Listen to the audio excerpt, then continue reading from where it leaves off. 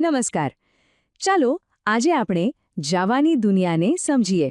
આપણે જાણીશું કે આ શક્તિશાળી પ્રોગ્રામિંગ ભાષા કેવી રીતે એકવાર લખો અને ગમે ત્યાં ચલાવો ના પોતાના વચનને પૂરું કરે છે.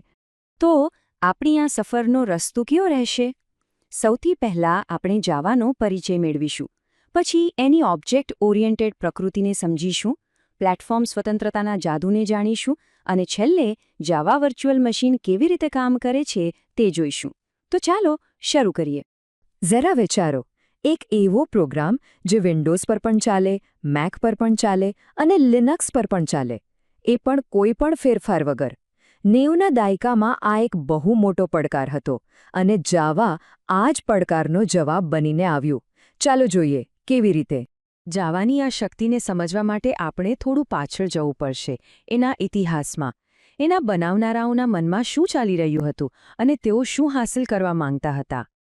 આ વાત છે 1991ની. સન માઇક્રોસિસ્ટમ્સના કેટલાક એન્જિનિયર્સ એક એવી પ્રોગ્રામિંગ ભાષા બનાવવા માંગતા હતા જે નાના ઇલેક્ટ્રોનિક ઉપકરણો પર સરળતાથી ચાલી શકે. અને રસપ્રદ વાત તો એ છે કે શરૂઆતમાં આ પ્રોજેક્ટનું નામ ઓક હતું, જે પછીથી જાવા તરીકે ઓળખાયું. તો તેમના મનમાં શું હતું? તેમના લક્ષ્યો એકદમ સ્પષ્ટ હતા. એવી ભાષા બનાવી જે નાની હોય, સમજવામાં સરળ હોય, કાર્યક્ષમ હોય અને સૌથી અગત્યનું સુવાહ્ય હોય, એટલે કે પોર્ટેબલ હોય. આ જ ગુણવત્તાએ જાવાને આજે પણ એટલું લોકપ્રિય બનાવી રાખ્યું છે. હવે આપણે જાવાના હૃદય સુધી પહોંચીએ, એટલે કે એની ઓબ્જેક્ટ ઓરિએન્ટેડ ડિઝાઇન. આ જે વસ્તુ છે જે તેને સી જેવી જૂની ભાષાઓથી તદ્દન અલગ પાડે છે. જુઓ, આ ફેરફારને સમજવો ખૂબ જ જરૂરી છે. પ્રોસિજરલ પ્રોગ્રામિંગ એક રસોઈની રેસિપી જેવું છે, જેમાં તમારે એક પછી એક સૂચનાનું પાલન કરવું પડે છે. જ્યારે ઓબ્જેક્ટ ઓરિએન્ટેડ પ્રોગ્રામિંગ લેગોના બ્લોક્સ જેવું છે. તમારી પાસે અલગ અલગ પહેલાંથી બનેલા બ્લોક્સ છે અને એનો ઉપયોગ કરીને તમે કંઈ પણ બનાવી શકો છો.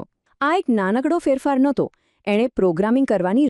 फ्रेंड्स, इस वीडियो को पूरा देखने के लिए आज ही फ्लेक्सी टीचर ऐप सब्सक्राइब करें, जहां आपको मिलेंगे animated videos, digital books, text book solutions, notes, DPP और क्विज. और हाँ, flexi teacher app mobile, TV और कंप्यूटर पर अवेलेबल है. और अगर आपके पास इंटरनेट नहीं है तो तुरंत ऑफलाइन सेट टॉप बॉक्स के लिए संपर्क करें. Flexi teacher, the one you needed.